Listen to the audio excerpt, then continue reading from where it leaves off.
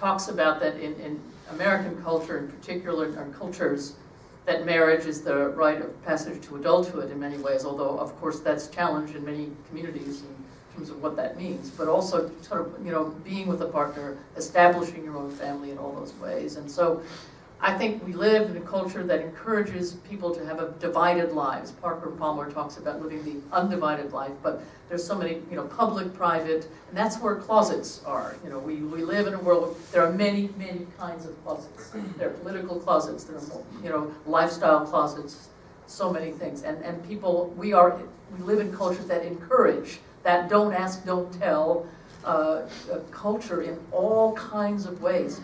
The most healthy thing that can happen is for people to come out about who we are without shame, and to talk about our loves and our lives, and to be open. That is the single most thing that shifts culture more than anything else, is for people to cross that line between private and public, between love and justice.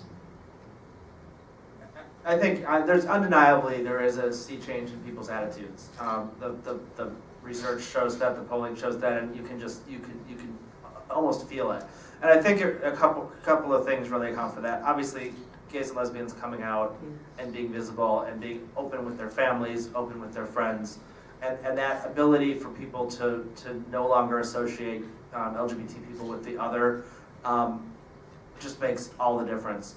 The second factor, I think, is really our opponents, that, you know, when they sort of took the marriage fight on, and we had all of these ballot measures in all of these states amending state constitutions, that we lost all of them, but we sort of won the war, because every one of those states there were ads about the discrimination that gays and lesbians face in their relationships. Again and again, millions and millions of dollars in ads, and I think that was educating the public about gays and lesbians, making them more visible. They're visible on TV, all the other ways they were visible, but in that way, really educating people about the discrimination that was faced.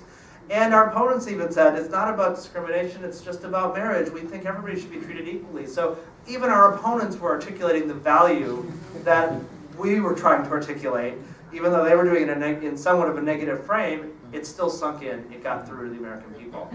On the other question, which I'm not going to relate them directly, because I see them as separate, so I'm going to answer it separately. I do think there is a challenge in integrating sort of the faith component with the policy component, because I am a linear thinker, and I am going to, the goal is there, we're going to do this and this and this and get there. Don't worry, I won't hit you. And so I think that way, and I know, you know, as I deal with people who work with people of faith and clergy leaders, it's a conversation, and I'm like, let's get to the goal. We don't have time for the conversation, and then you put it into the context of a political debate or especially a ballot measure, and those are two completely different cultures. And I know that was constantly sort of the tension that the ballot measure campaigns had. And you know, one of the reasons I think everybody was so deliberate about starting early when possible and having the conversation and taking the time to have the conversation was really helpful, but I do think there is that tension. So I have Sharon and I have Rachel. I'm going to start Rachel and I'll go to Sharon, right? Okay. I'll take a crack at the last question, also about advocacy groups and faith groups working together. Having mostly worked in advocacy groups in Washington myself, I think there are countless challenges in advocacy groups appreciating the contribution that the faith community can make. I think it starts with, you know, just the rise of the nuns that was recently reported by Pew, and, you know, 20% of Americans now are unaffiliated, and so there's already, and, you know, when you look at sort of the liberal leaning people, sort of an orientation, like certainly white liberal leaning people towards not being people of faith or not considering our group a group that's faith oriented.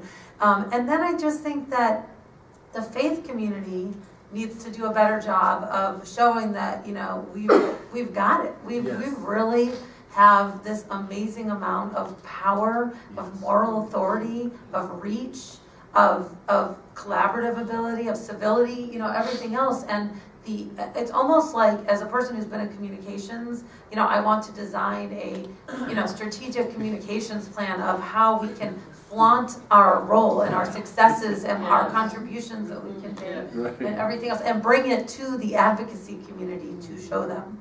Yeah. I have a slightly different take.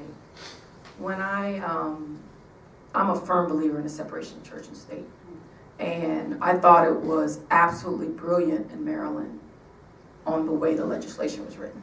I thought it was absolutely brilliant. I felt that the LGBT movement tried to have it all at once, and it was a question of what is the real goal, and to really focus in on civil marriage and what that meant, and being able to give the faith houses an out based on them administering their own doctrine the way we claim the separation of church and state is supposed to be. You don't want to tell the government what to do, we shouldn't tell you what to do. And then if the ultimate goal is you don't get any tax write-offs, then that's another battle, and take up that battle. But I thought that the brilliance of then allowing clergy to come out front and advocate for that principle, it changed the way the conversation was had, period. And I could definitely say how it played out in the African American community. So when you said, I was going like this because I was disagreeing, I wasn't scared you're gonna hit me.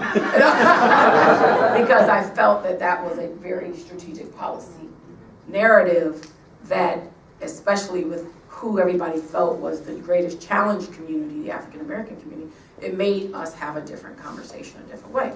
Now, I do think on the issue of advocacy and love, that I ran a parallel mission over the last 2 years to where I wanted to see more welcoming and affirming churches, or churches that cater specifically to the Black LGBT population. When I was honored to be invited to the Fellowship of Affirming Ministries conference in Las Vegas, when PAD invited me into the MCC PAD conference, and then I joined Covenant Baptist UCC, I saw this beautiful assembly of Black churches who were welcoming and affirming and talking to my community.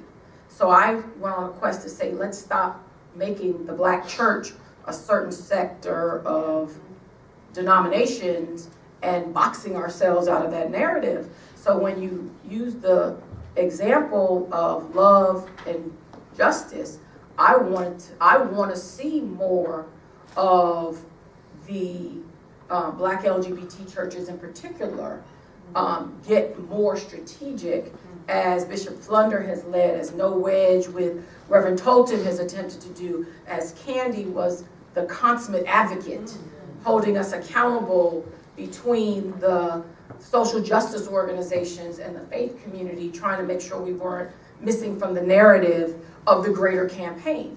I felt that that was the significance of the role of the faith community that needs to be taken up a notch.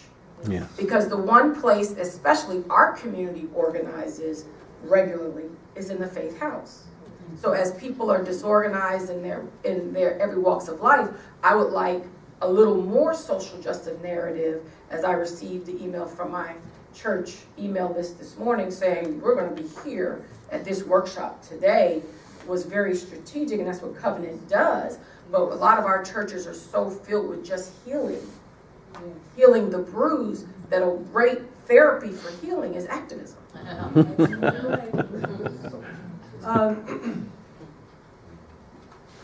What was an incredibly difficult moment for me, and difficult for my heart particularly. I remember looking out over the audience of people who were gathered for what they thought was going to be a victory speech from Governor Romney. And I looked at their faces, and he wasn't prepared. He hadn't prepared a concession speech, and was away quite a while getting ready to do what it is that he did. But the folks were also completely unprepared. And what you saw on their faces was shock and awe. And the question that I had when I looked at them is that, and I watched them pray the rosary. I was watching people joining together in prayer circles, watching people calling on God, who were totally shocked and wanted a divine intervention to happen, to turn it around. And in that moment, as a person of faith, I thought to myself, I said, now, they are people of faith like I am a person of faith. How could we be on such fundamentally different pages and be people of faith? How is that conceivably possible? And what is it going to take for us to join our hearts together? And so in this new normal, I'm watching people sort of coming in from the edges, entrenched places. Kind of like when you paint. Anybody ever paint, knock a hole in the wall and have to plaster it, then you have to paint it, and you got old paint, and it's another color, and you try to go get new paint, and you don't want it to show up. So what you do is you have to feather your paint out like this. Anybody know what, you know what I'm saying? So you can blend something with somebody's something else. I'm watching that begin to happen among us in interesting ways, right? And around definitions of things like marriage equality and whether or not taxation should happen. And now we who were on the edge of marginality have become the people to know. Yes. We have to be studied now. Yes. How to get into our heads and into our hearts to connect us essentially to a belief system that will hopefully get us on the roll somewhere, if you understand what I'm saying, among the conservatives, if we can be conservatized in some way. So my heart says that as people of faith, this is a kairos moment, a pregnant moment, for us to find ways to one another as we sort of, our faith is feathering out a bit. I'm so surprised that my heart went out. I was shocked. But I watched the people and I watched them pray and cry. And it touched me. It touched me. And what I felt like I wanted to do was get among them and say, you have to shift when God shifts. You can't stay where you are. But then the question is, now what do I need to do? You hear me, brothers and sisters? What do I need to do now? How are we going to meet one another and cause faith to bring liberty to all of us? Yes. And to set us free from all of the multiple hatreds. Yes. Because I'm scarred too. I am. I want to admit that openly. I had to carry some of this to survive. But so now, where is the healing? And how can we be instrumental in bringing that to pass? How can we definitively decide that we will do that? That's the heart and soul in my thinking of what God is calling us to, if you allow me to say that, whatever your faith path. I believe that the divine is calling us to that. So we have just about come to the end, but there's another question that may help us get to the place where Bishop just described to some degree. So to a large extent, the movement for equality for LGBT people over the last years has been tied up in marriage. Marriage has been the frame of LGBT equality. Will you agree with me? So I'm going to propose something. I want to propose that there is a class, racial, and social distinction as it relates to marriage equality. Okay? I want to propose that there are regional differences as it relates to what just happened in the election. And I want to propose that there are those who have a particular reading of Scripture that causes them to have a barrier to supporting marriage equality. So then, what do we do with these realities? So here's the question about the future. Suppose INDA becomes law. Suppose DOMA, the Defense of Marriage Act, is eliminated. No longer the federal law, and federal rights to marriage and all of those privileges are available. What is the response of same-gender loving LGBT people, both in faith work and in advocacy work, around the huge remaining issues of poverty, unemployment, underemployment, incarceration, violence, access to health care, and spiritual healing? What now?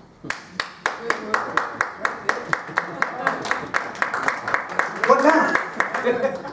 And so, if you will, cast with me. What does the future look like for those that never intend to marry, but have children, that need to go to school and eat and find a safe place to sleep every night? You're brilliant. You're on the panel.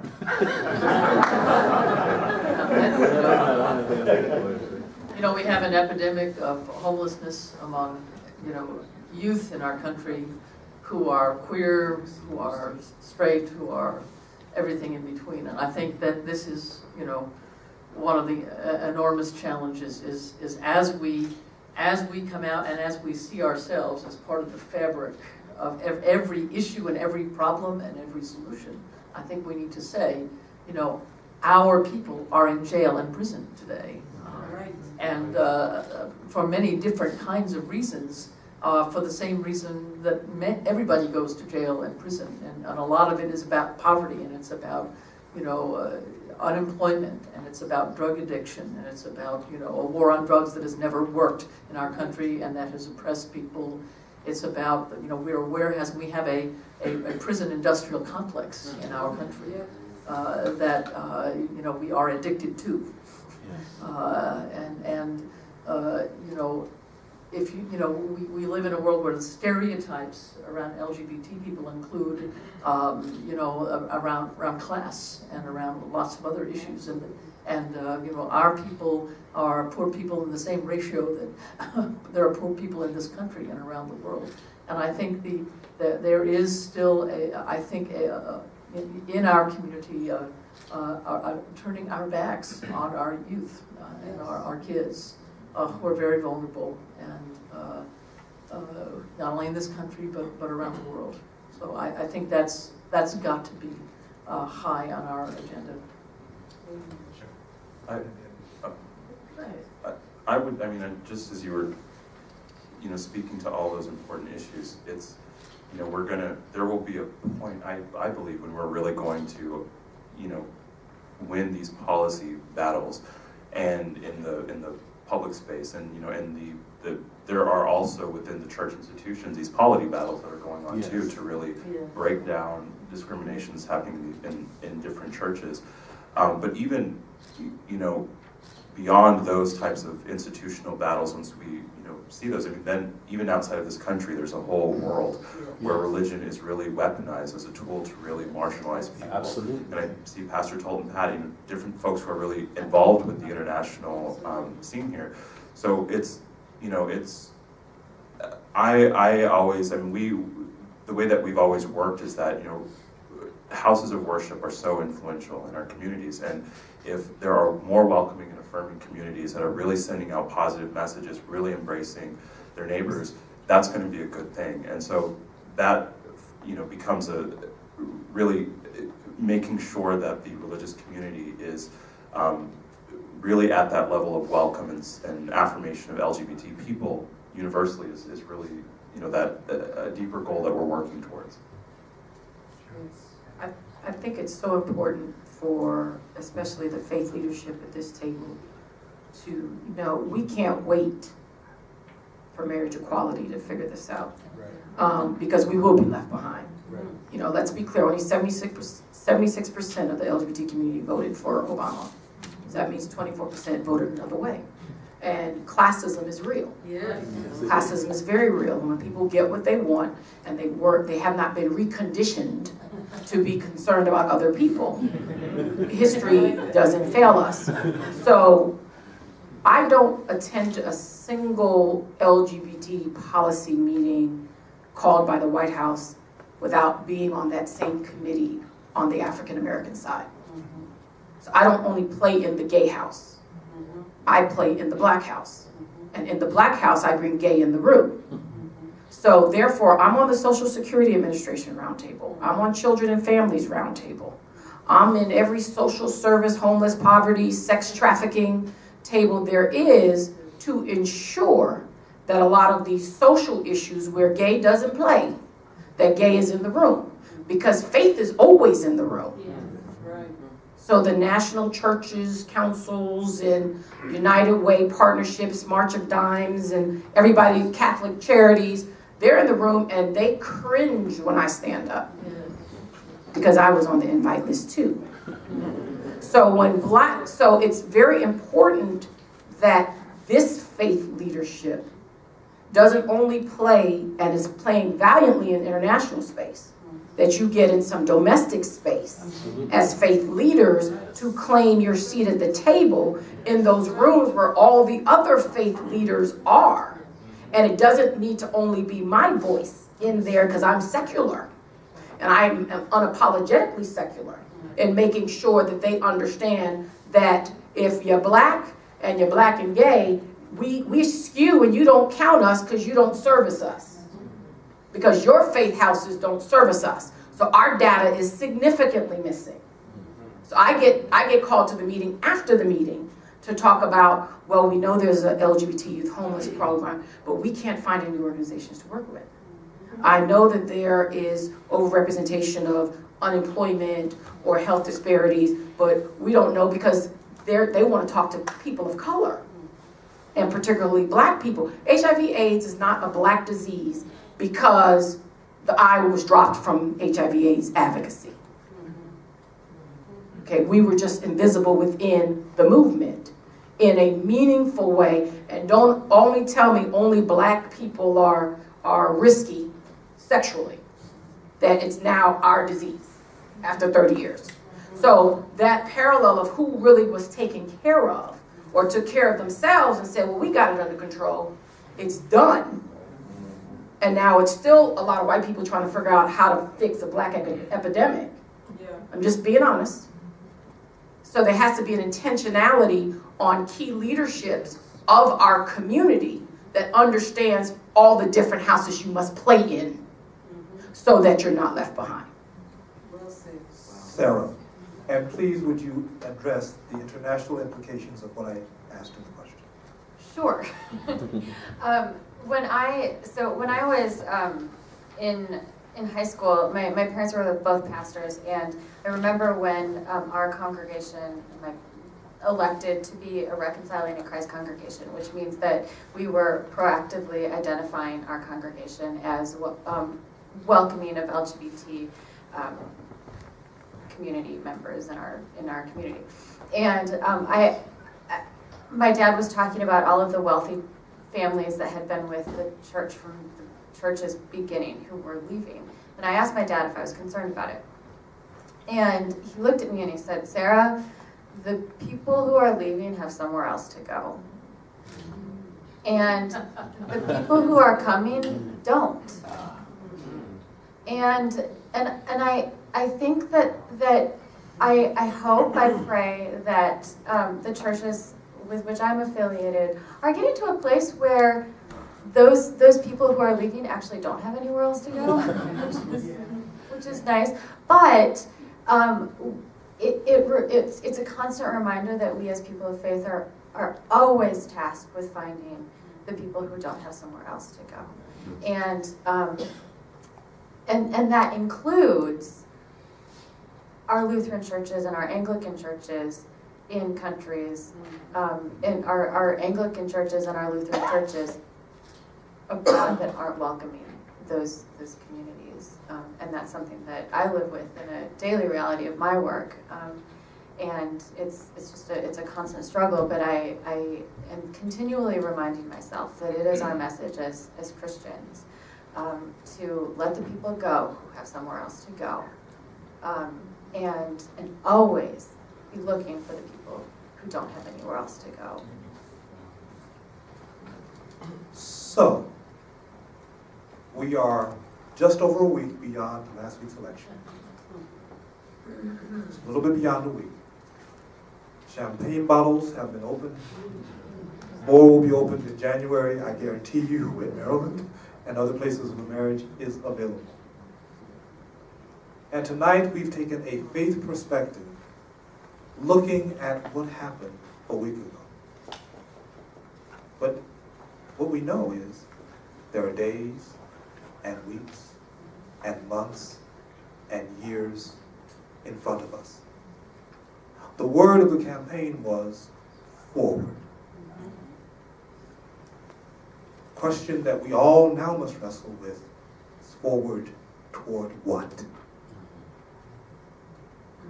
What does the future look like? And the commission from this panel to each of us is we get to shape it. But we can't just shape it for ourselves. We must shape it for all of us. One of the interesting things that happened last week is that there has been reporting that young people and Asian people and Hispanic and Latino people and African American people, they kind of coalesced in a way they'd never coalesced before. And they stopped and didn't say, and white people and Republican people and conservative people and evangelical people and Pentecostal people, because somehow the narrative has to be an us versus them, the insider and the outsider. Bishop, I believe that our commission as believers of whatever tradition is to make sure that everyone has a place inside. That the edges begin to blur and that the middle is big enough for everyone.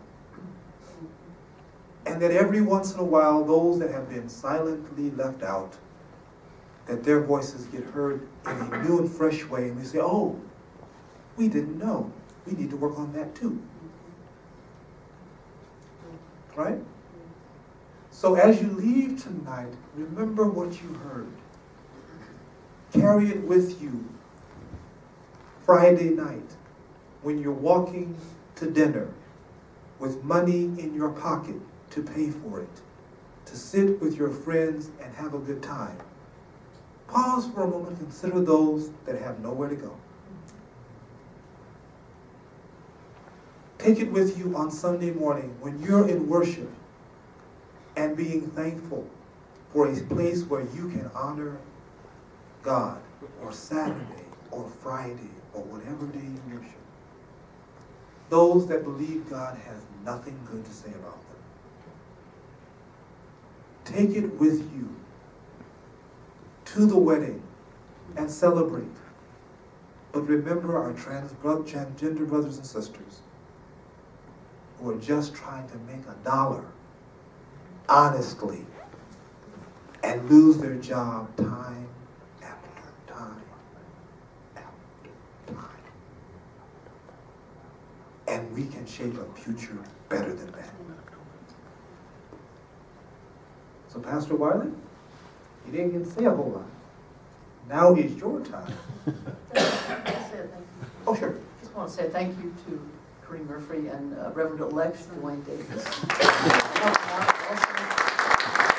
And also Robert Rabin and the Rabin Group. Can you give them a big hand?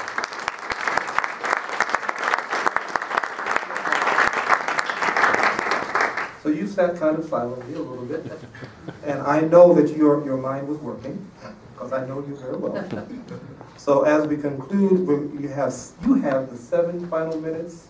Again, I want to thank everyone for being here tonight. I want to thank you for your participation. I want to thank Kareem and all of the sponsoring organizations. I want to thank our panelists once again. And Pastor Wiley, I'm sure you have reflections. Based on what we said. If you don't need the whole 7 minutes. I won't take 7 minutes. Let's show our appreciation to Cedric.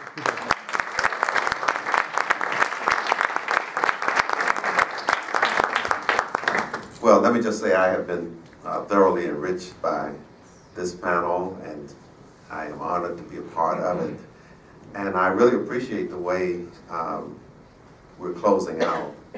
I appreciate what you said about your father and your going to him when people were leaving. My wife and I have had a similar situation in our church. When we opened our doors and received the LGBT community with open arms and open hearts, then a lot of people left the church. But we came to that same conclusion, that those people had somewhere to go. And there's some people who didn't have anywhere where they could go, where they could feel like they could be themselves. They didn't have to hide. They didn't have to pretend. They could just be who they were. And so I appreciate that. The other thing is that when we talk about maybe all of these things that Cedric mentioned, all of these challenges that we have, if DOMA is done away with, and if you know, we win all of the battles pertaining to the LGBT community, we better believe that there's still going to be some battles to fight. There are always some, and I think what Yvette has warned us of or cautioned us about is the fact that we need not get too comfortable when we win a victory. And we also need to be careful that we don't take on the same behavior that those who oppressed us exhibited in light of our oppression. That's why when people ask me, why would you do what you do? I just remember that regardless of talk about post-racialism, and I'm looking for post-racism, not racialism, but regardless of all of that talk, still, I can look back and be thankful for the way, from my faith tradition, that God has brought me through. And I also have to always remind myself, how can I ever forget growing up in the South and being an African American? How can I forget the oppression that we experienced?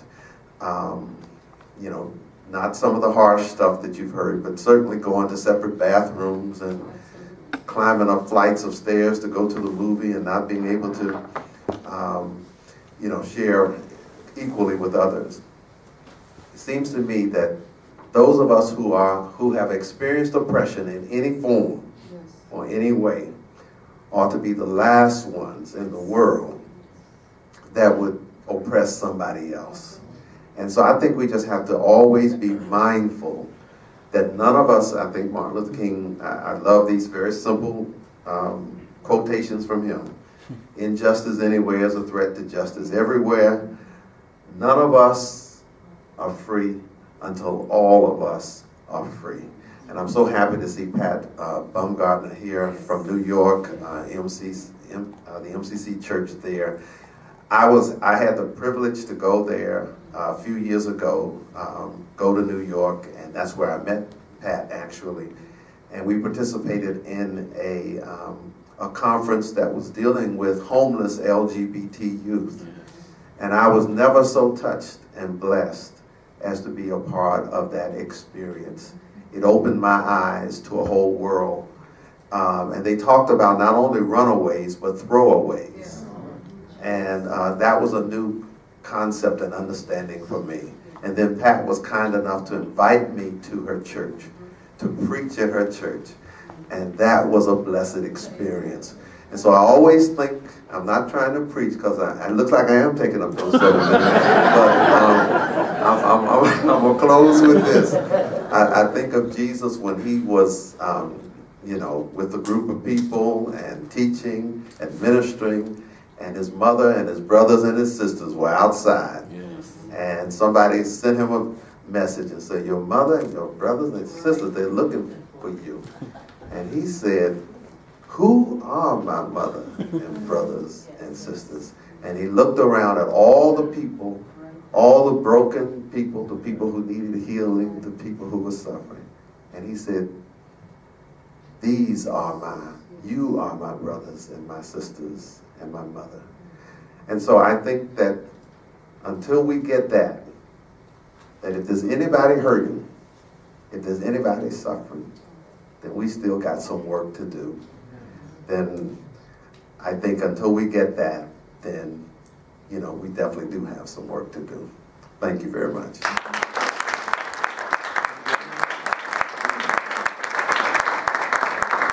So there's an offer, and so I would invite those that are still here to join us as we close out in prayer. Visit all of the organizations' websites that are represented here on this panel. They need your support. They need your voices to continue to move them forward. give when you can. It's the holiday season and tax time, so make those contributions to the organizations you see seated here on this panel to support us in our work.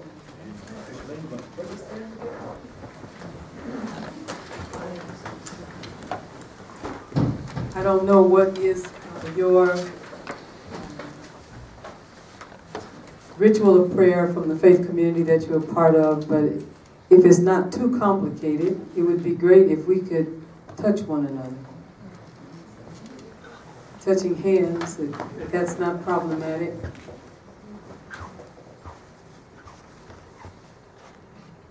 Let's pray. God of our weary years, the God of our silent tears, the God who has brought us thus far on the way, God who has by your might led us into this light, keep us forever in your path, we pray.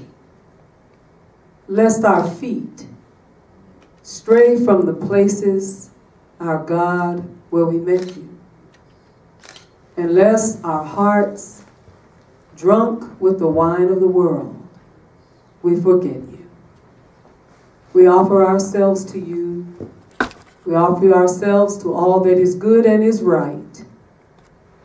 We offer ourselves to you for a fresh baptism in your love, in your grace, in your justice. We offer ourselves up now for radical inclusivity, extravagant grace,